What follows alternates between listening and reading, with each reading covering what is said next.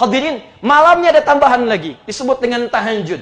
Quran surah 17, ayat 79 sampai 80. Wa minal laili fatahajjad bihi nafilah. Di antara sementara malam, gak usah semuanya. Silahkan istirahat dulu, tidur dulu. Malam bangun tunaikan tahajud. Ada witirnya, ada qiyamul lailnya. Jika Anda disebutkan oleh Nabi setiap Jumat, ayo tingkatkan takwa, tingkatkan takwa. Yang dimaksud oleh Nabi, coba tingkatkan ibadah ritual kita kepada Allah Subhanahu wa taala. Jangan cuma dicukupkan fardunya. Anda usia 40 tahun, ada anak usia 4 tahun. Anak ini usia baru 4 tahun, balik belum, hisab belum berlaku, sudah mencoba sholat 5 waktu. Subuh dia sholat, zuhur dia sholat, asar dia sholat, maghrib dia sholat, isya dia sholat. Bahkan Jumatan sebelum tiba, dia sudah ke masjid. Anda dikasih 40 tahun, 50 tahun, 60 tahun, sudah balik, lewat balik, cita-cita surga, Masya Allah, sampai sekarang masih 5 waktu. Butuh berapa tahun untuk meningkatkan takwa Anda di hadapan Allah Subhanahu wa taala? Jadi kalau Anda cuma sholat 5 waktu, nggak ada beda dengan anak usia 5 tahun. Nggak ada beda dengan yang 4 tahun. Apa yang Anda banggakan di hadapan Allah Subhanahu wa taala? Duha yang mendapatkan surga sampai dengan Jumat ini, apa bekal yang Anda sudah siapkan untuk ke surga? Anda untuk bekerja mendapatkan posisi yang bagus saja untuk promosi jabatan, begitu dalam Anda kerjakan persiapannya. Training ini, training itu, ikut beasiswa pembelajaran. Untuk apa? Mengangkat posisi dalam urusan dunia. Begitu diangkat, wafat, tiba ajal Anda. Pertanyaan terbesar, apa yang sudah Anda siapkan untuk mengangkat status Anda di hadapan Allah Subhanahu wa taala?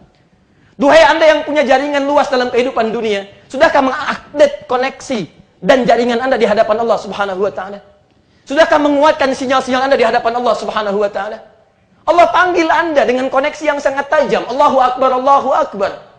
Maka buktikan di hadapan Allah Subhanahu wa taala. Ittaqullah, tingkatkan takwa kita.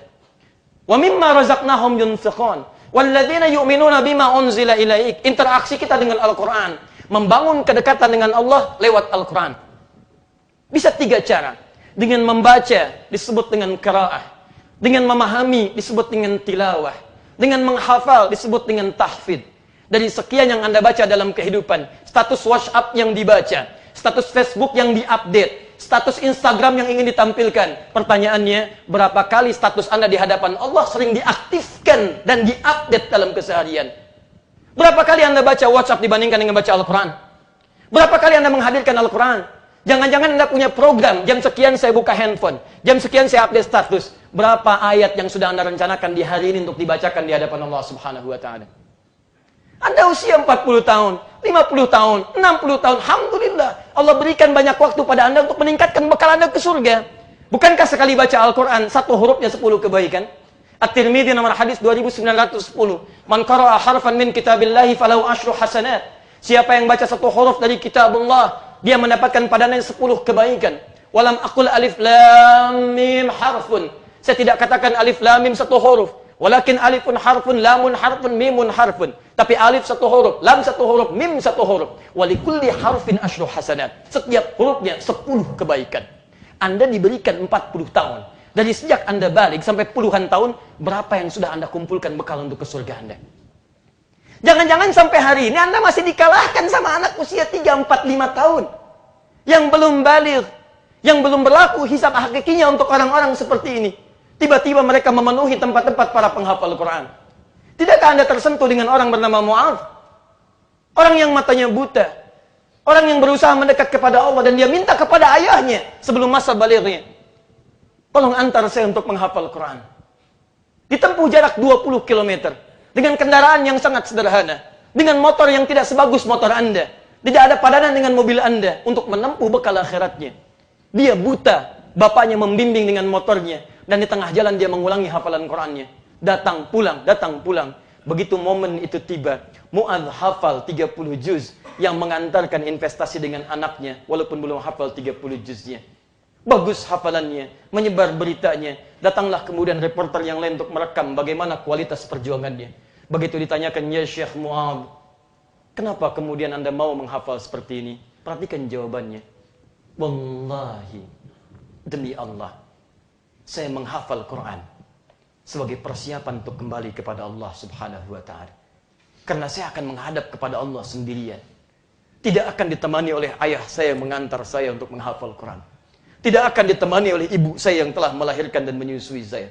Tidak akan ditemani oleh saudara-saudara saya Tapi saya akan datang sendiri dan bertanggung jawab di hadapan Allah ketika tangan saya gemetar, kaki saya gemetar. Saya katakan di hadapan Allah, "Ya Rabb, saya telah berusaha menghafalkan Quran. Saya telah berusaha menghafal Quran dalam keadaan mata saya buta. Kalau dengan Quran yang saya bawa saat ini belum cukup bekal saya untuk mendapatkan ridhamu, mohon kurangi siksaan saya di neraka dengan Quran yang telah saya hafalkan ini." Ada anak buta, umur masih belum masuk pada fase baligh, menghafal Quran untuk persiapan pulang kepada Rabbnya, dan masih merasa bekalnya kurang cukup. Anda kurang apa lagi? Mata sehat, telinga jelas, kaki bagus, fasilitas lengkap, semua bisa diakses. Kalau sampai puluhan tahun, 40 tahun, 50 tahun, untuk sekedar baca saja belum punya waktu, duhai, Anda butuh berapa lama lagi untuk mendapatinya? Dan Anda masih mengaku ingin mendapatkan surga. Dan Anda masih mengatakan surganya ingin Firdaus. Demi Allah, jujurlah pada diri Anda. Berapa lama Anda bisa bertarung dengan maut? Bertarung dengan maut untuk mempercepat kembali Anda di hadapan Allah Subhanahu wa Ta'ala.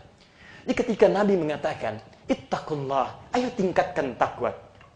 Ayo tingkatkan takwa. Allah tidak butuh dengan takwa kita, tapi kita punya bekal yang cukup untuk pulang. Itu tujuan utama kita. Dunia tidak akan dibawa. Apa Anda kira pulsa Anda akan dibawa sampai dengan ke akhirat? Apa Anda kira mobil Anda akan dibawa sampai dengan ke akhirat? Kan dah. Yang Anda bawa adalah setiap amal soleh yang Anda siapkan. Itulah bentuk yang